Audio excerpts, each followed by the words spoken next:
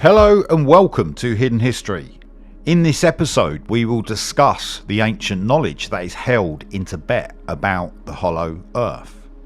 For countless ages beneath the surface of planet Earth, the iridescent crystal realms shimmer within the Hollow Earth. Many of these aspects from the crystal realms are practices that define Tibetan mysticism and Hindu folklore.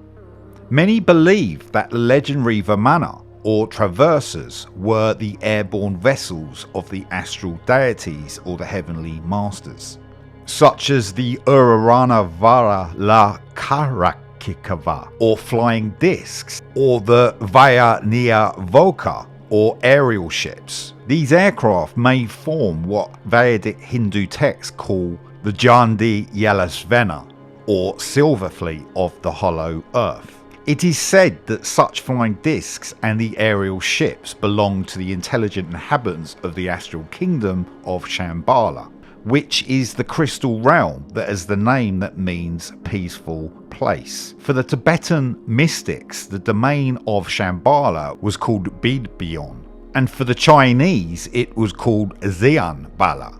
When the French occultist and colonial judge known as Louis Jacquelot wrote the book The Sons of God and had it published on the 15th of December 1873, he introduced the concept of Agartha or shining land that seemingly resonates beneath the surface of planet Earth.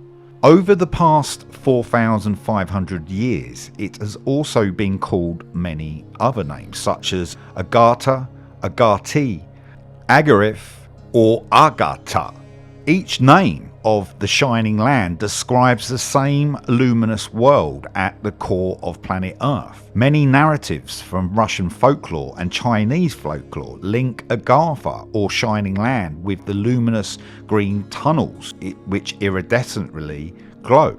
Upon the Mapori or Red Mountain in Lhasa, amid central Tibet, a vast building called the Potala Palace shimmers brightly. Such a building is named after the Pavada Potala, the astral mountain of the divine creator known as Lord who looks down or Lord of the world. The structure itself was specifically built on the Red Mountain because of the entrances into the Hollow Earth that are concealed beneath it. The incredible Potala Palace in Lhasa amid central Tibet was once the winter palace of the 5th Dalai Lama, Ngawang Lobsang Gyatso, who made it his residency from October 1649. Entrances into the Hollow Earth are protected beneath Potala Palace, which led downwards towards a secret lake with a couple of guarded openings. Such pathways beneath the Potala Palace are protected by the devoted Shiong Talapa or guardian monks. From the secret lake, the route connects into the luminous green tunnels which extend beneath much of the Tibetan Autonomous Region in southwestern China and other locations beneath the Asian continent. After the People's Liberation Army invaded eastern Tibet on the 7th of October 1950, the rulership of the Dalai Lama declined. On the 14th of March 1959, the People's Liberation Army then invaded Lhasa in central Tibet. Today, the spiritual leader, born as Lahamo Charity, and who is the 14th Dalai Lama, Jetsen Jambal Nawing Lobsang Yasi Tazin Gyatso, continues the supernal lineage then founded the Central Tibetan Administration in Dharamshala in northern India. To the various Tibetan Bonpo shaman and Tibetan Buddhist, he is simply Gawelin Rinpoche, or precious jewel-like enlightened master. He is also defined as the Kundan, or the presence, and Wajin no Bu, or the wish-fulfilling gemstone, who is linked with the Hollow Earth. The unique German philosopher called Theodore Heiner Othmar Illion travelled extensively across the Tibetan Autonomous Province.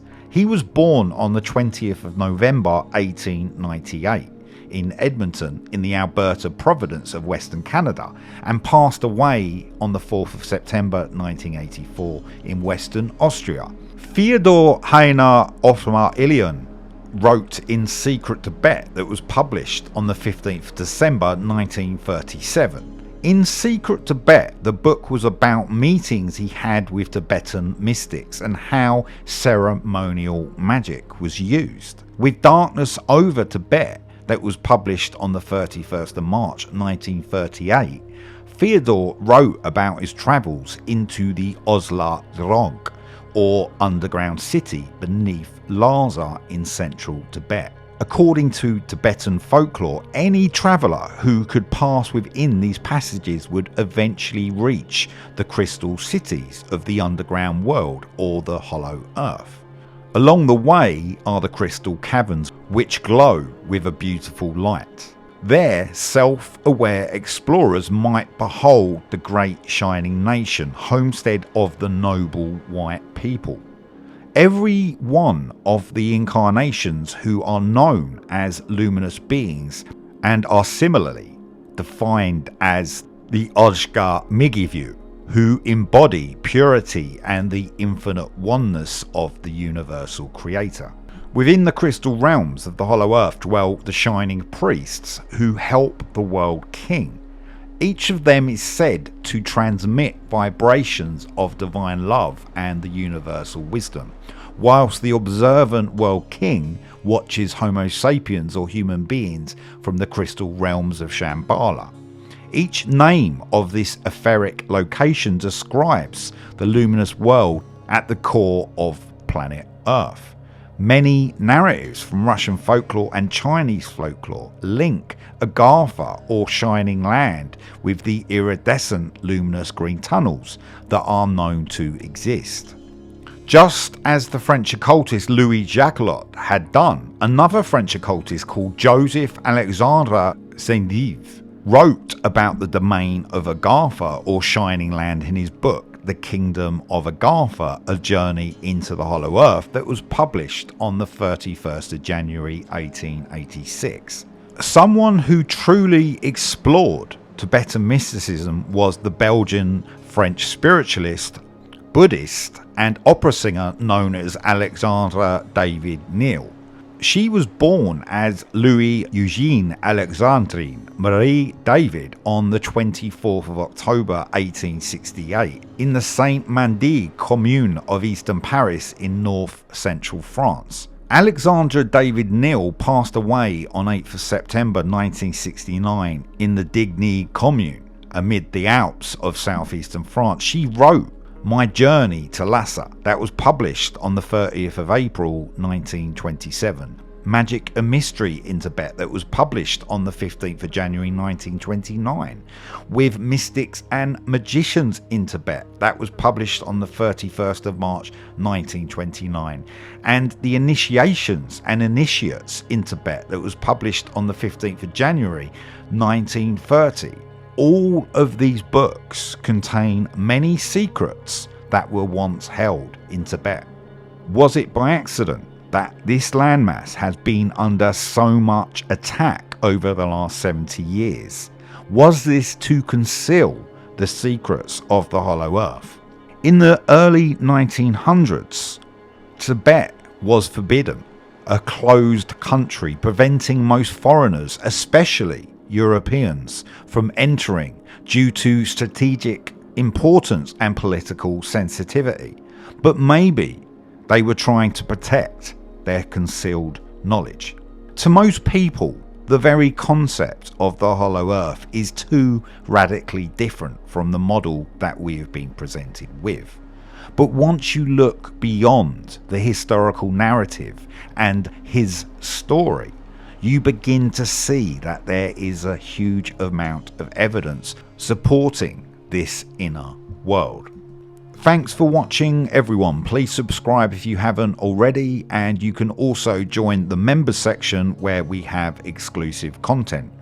Thank you, everyone, and see you in the next video.